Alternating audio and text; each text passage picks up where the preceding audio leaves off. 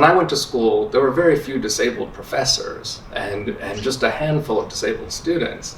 And now that we see more and more disabled people, like really having an active role in design education, I think we're seeing a real shift from designers imagining like how they can help disabled people to disabled people really setting the agenda about what the kinds of change that they want to see.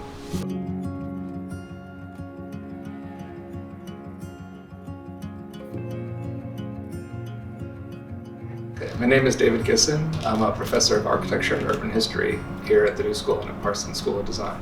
So I teach a course at the New School called The Design of Disability, and the course examines how architects, industrial designers, interior designers, urban planners have used ideas about disability and human impairment in developing their designs for buildings, artifacts, and even entire cities.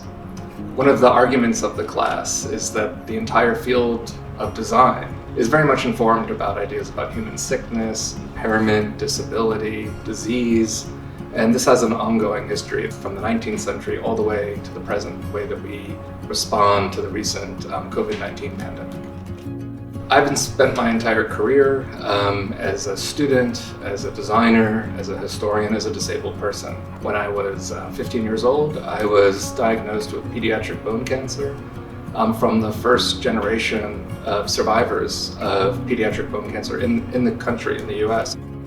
So I made my way through architecture school, oftentimes really thinking about how my experiences as a disabled person inform my work and my thinking about architecture.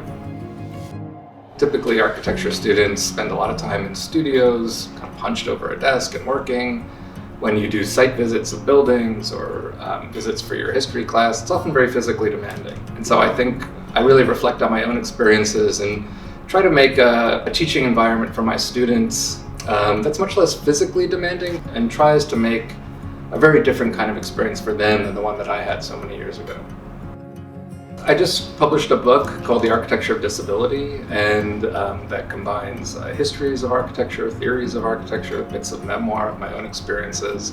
When I wrote my book, I wanted to write it for my younger self. I wanted to create a book that somebody like me, who was 16, 17 years old and was thinking about a career in architecture, could read and really feel as if they would have a place within this discipline and this field.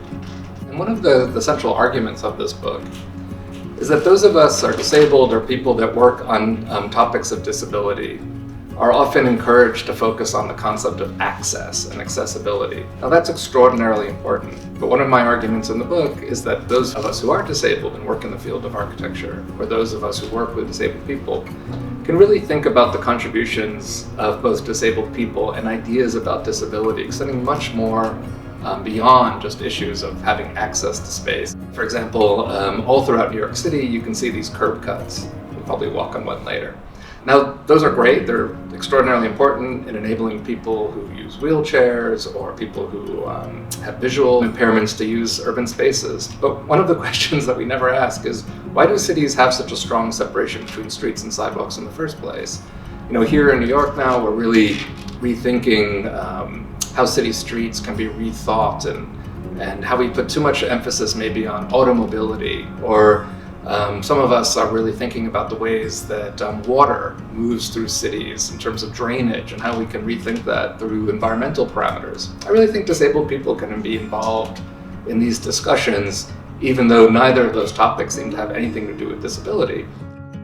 Inclusion and representation is everything. I mean, the only way that institutions change is by admitting students and hiring faculty and administrators who represent the people and the politics that can initiate change within an institution itself.